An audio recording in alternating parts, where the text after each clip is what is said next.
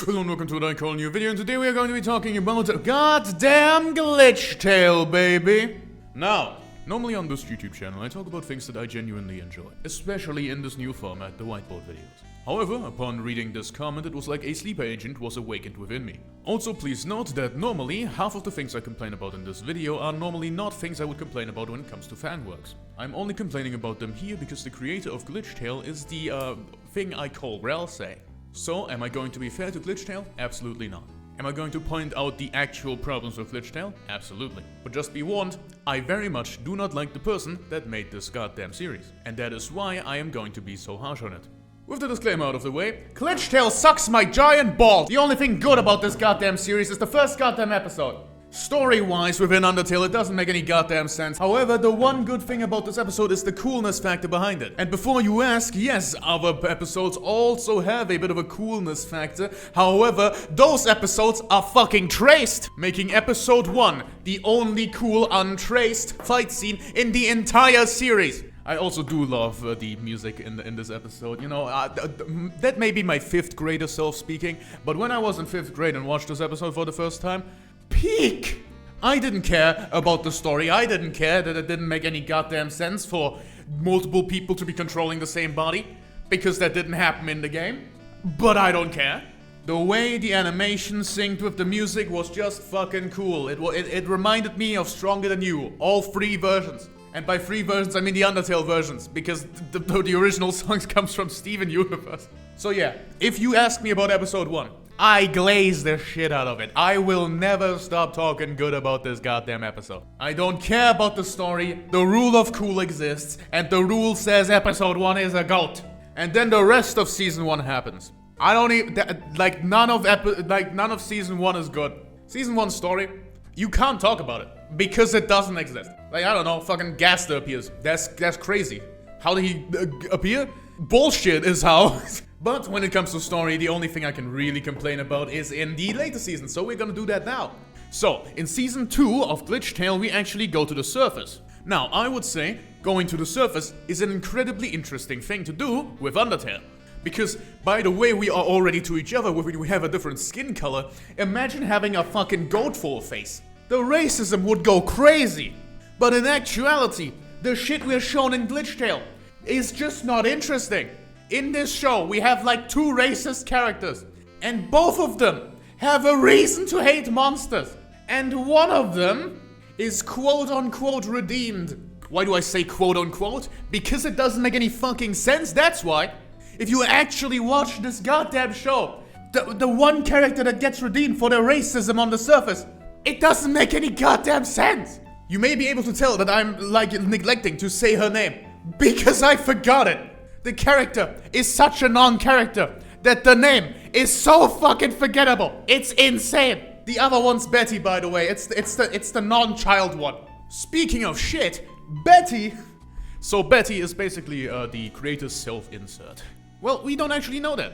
However, looking at what Betty does, I cannot fathom it being anything else. This is 2 Camillas in a trench coat. Or with the actual skills that Camilla has, this is 1,000,000 Camillas in a trench coat. Now this fucking thing over here, this is the only character that is in any way completely fucking racist. And even Betty has a reason to be racist. Just make them racist.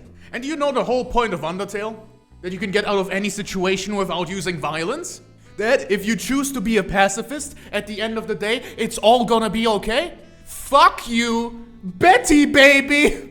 Because with Betty, there is no arguing, because Betty is so fucking powerful and cool and fucking jizzes all over the place. Every single character is constantly trying to kill Betty and failing because of ass pull after ass pull after ass pull. With the amount of shit Camilla has pulled out of Betty's ass, you would think that Betty is a porn actress. God damn it. With the amount of shit that Camilla has pulled out of Betty's ass, you would think Betty is probably something to... With the amount of shit Camilla has pulled out of so many goddamn asses over the course of this series, you would think someone has a kink. I do love overpowered characters, okay? I'm like the next guy. I'm probably more fine with overpowered characters than the next guy, because when a character is overpowered, but it's completely explained exactly how they are overpowered, then I do love it. One of my favorite comics that are out right now is the novel's Extra, which has an overpowered character in the lead role. But it's explained exactly how overpowered he is and exactly in what way, so that possibly there is still room for there to be weakness. Meanwhile, Betty over here is powerful, strong. Betty! Gotta win! And when someone is clearly stronger than her, something just gets immediately pulled out of thin air, using the force to remove something from her ass. And it's a new power-up. Oh, can Betty teleport now? I guess Betty can teleport now. Oh, can Betty just fucking kill you for no fucking reason? Yeah, sure, let's give her that. Oh, we have Betty down? Are we gonna have an Undertale moment where we show mercy and people are gonna realize that mercy is actually a good thing and that we didn't have to kill at all anymore? No, fuck you, shoot him and fucking hoot him! This is written by a fucking toddler who didn't understand Undertale. It's crazy. And now I'm gonna be a little more harsh towards the art style because fuck Camilla. When she isn't actively tracing other people's arts, the art is so fucking bad, it's insane. Like imagine going on YouTube.com, being a fucking bitch about it, and then making that. How? If you're gonna be a bitch, at least make good art. You clearly don't have any talent in writing. But definitely not in any sort of artwork either. Like Camilla, shut your bitch ass up. It's genuinely insane to me how you could fucking pretend to not be a fucking asshole for so long. And then it just plopped out all at once. You make a shit fucking series all over the goddamn internet. You make my childhood self fall in love with it because I'm fucking stupid. And then you're gonna go ahead and be a fucking bitch. And you can't even write a fucking character. You have one OC in this show. Well, you don't. Well, you have multiple. But like, you have one, like, is self-insert in this show, basically. And you're going to make it the most overpowered motherfucker in the entire universe. And you're gonna pull so many goddamn things out of her ass that you can form a fucking train with it. What I mean to say is, I wouldn't have made this video if you weren't a fucking asshole, you fucking bitch. The fact that I'm even mad about any of this is just because you are a fucking cunt. If you were just a normal person, I wouldn't care. I would probably praise you. Like, imagine the determination it takes to have multiple seasons of a fan project. I wouldn't care about the plot inconsistency because it looks cool. I wouldn't care about the traced art. If you told me it was traced, if you were like, wow, I really liked that shot from this one series, so I tried to recreate it in my own, wow, that's cool. I wonder what that series is. Let me go check it out. But no, you say, oh, this is my art, you fucking fuckboy.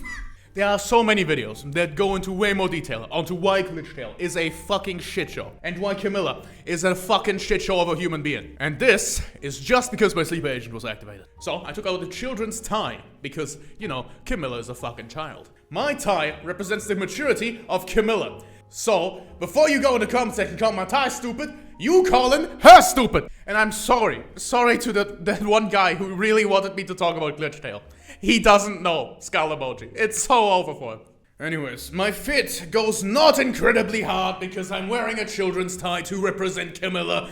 Cue the Jonathan, you're banging my daughter clown! Listen and hear a song.